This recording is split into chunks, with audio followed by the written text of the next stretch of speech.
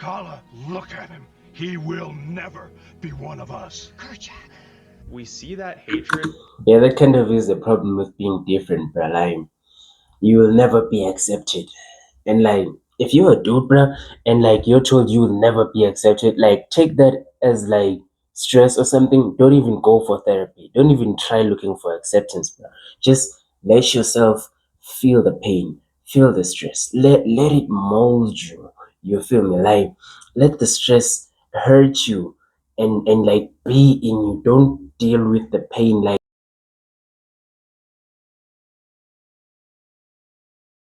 Do mothers make strong men? First of all, shout out to all the moms out there, especially the great ones, even the good ones, but like just shout out to all moms out there. Let's get into this video. But he needs me. Tarzan challenges us by asking a unique question, one that we don't often see answered in other heroes' journeys. Mm-hmm. Sure, we've seen the influence of father figures in the development of boys into men, but what part does a mother play in that transformation? A very, very crucial part, actually, a very crucial role, bro. Like, as a kid, you need both parents. There's no one parent greater than the other because each of them teach you a different value or way of living in life. You feel me? So like both parents are pretty much equally as important, but like you can't say, nah, your child would be better if they were raised by the mom, or nah, your child would be better if they were raised by the dad. So yeah. We're introduced to Kala as a grieving mother who lost her son. Suddenly, she hears the distant cry of a baby, and she's possessed by it. This is the hero's instinct, to charge into danger. First of all, like, how did a gorilla be like, hmm, this is the sound of a crying child? Gorillas do not cry like the way humans do. So like how did this gorilla be like, that's a crying baby, and realize that it's important to go get the baby? Like how did a gorilla realize the sound of a cry as like, hey yo, let me go get that because it sounds like it needs help, bruh. On behalf of those who need you, Kala discovers the baby's parents killed by the jaguar and finds Tarzan. Though this is not her child, not even her species, Kala defends Tarzan fiercely.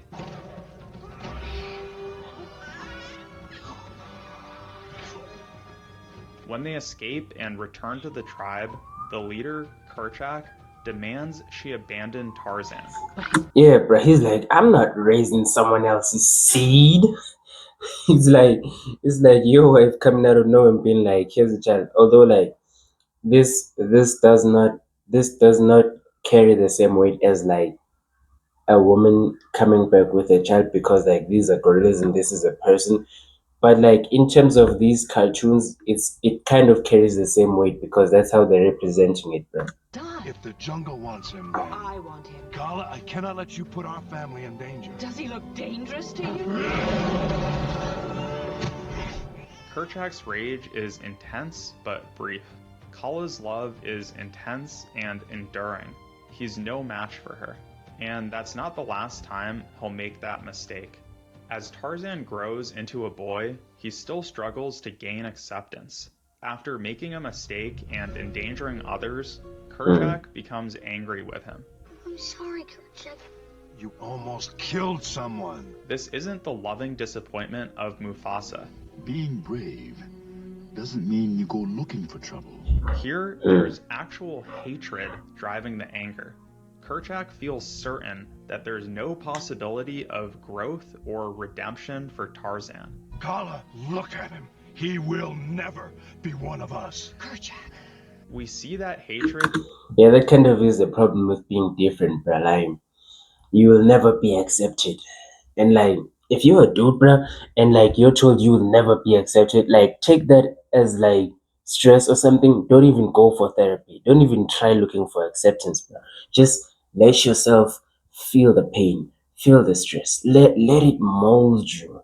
You feel me? Like let the stress hurt you and like be in you. Don't deal with the pain. Like just take that pain and like transfer it and make it like fuel for a different craft. You feel me? Don't be like, ah shit, I'll never be accepted, and then be sad. Nah, nah, nah. Take that as fuel. You feel me? Like, don't go for therapy. Going for therapy will just like probably take the fuel to something you could have been using to apply and be like, I'm gonna show you how great I am. Passed on to Tarzan, becoming self-hatred. But just as hatred is a powerful force that's hard to put out once it It can also be fuel for you to be great. starts burning in us, so is love. Close your eyes. Now forget what you see. Nah, fuck love, nigga. Fuck love. Like, take the hate. Let it mold you. Don't accept any of the love. Like, just be toxic for yourself, bro. What do you feel? She teaches Tarzan that mistakes, flaws, and failures are as much a part of our shared humanity as our Nope. They make you a failure. heartbeat. Kerchak just can't see that. Imagine if Tarzan didn't have Kala, and he was filled with Kerchak's condemnation instead of her faith. He would have been the strongest man ever. That's what would have happened to Tarzan, bro. Kerchak might have made Tarzan the very monster that he most feared. Thanks to Kala, instead of turning away from others, or worse, wanting to hurt them or hurt himself, Tarzan turns his renewed faith in himself back towards the tribe. I'll be the best ape ever. Oh, I bet you will.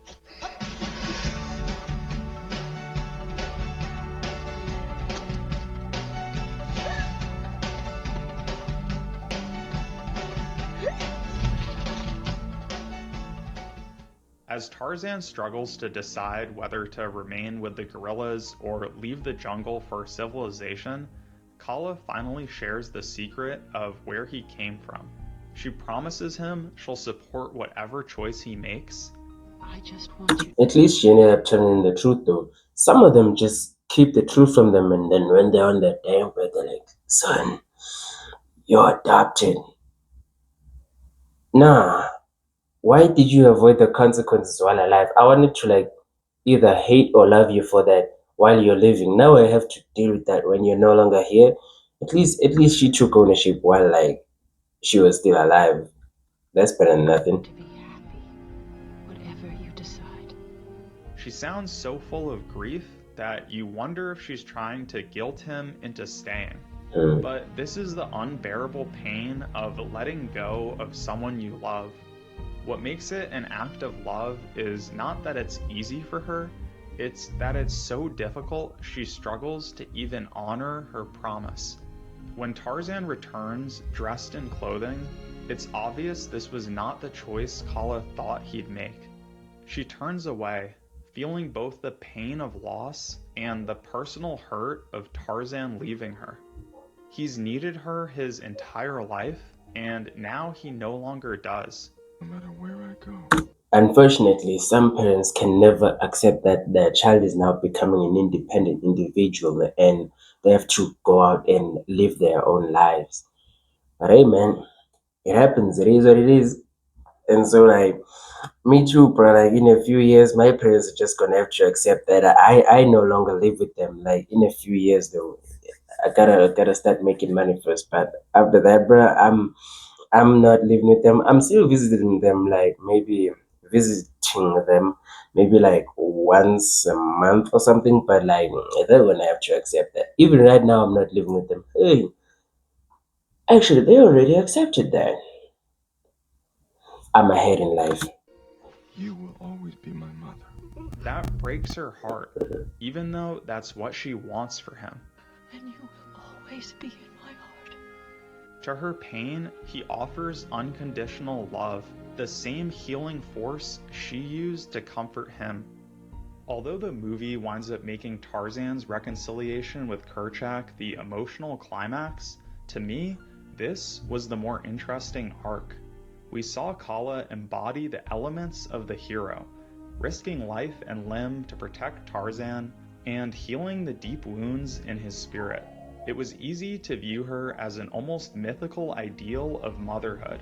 But then, suddenly, we saw the vulnerable human being beneath her heroism, struggling with her duty, and reminding us that all this time, motherhood has required inner strength, not just instinct. We're forced to grow up alongside Tarzan, realizing his mother is only human, but loving her all the more for that very reason. Well, I guess the moral of the story is appreciate your mother. Appreciate mothers in general. Like, even if, like, just a mother figure in your life, because I understand that some people may not relate to having a mother at this point in time, but like, if you do have a mother, appreciate it. If you don't have a mother, appreciate the mother figure in your life. Also, your father as well. Don't forget them. Eh, shit, sorry. Some people hate their fathers, actually. Some people even hate their mothers. So, like, I don't know. Love yourself, I guess. Thank you for watching this video. And I'll see you in the next one. Peace out. No, peace. Peace out. Not peace. Peace out.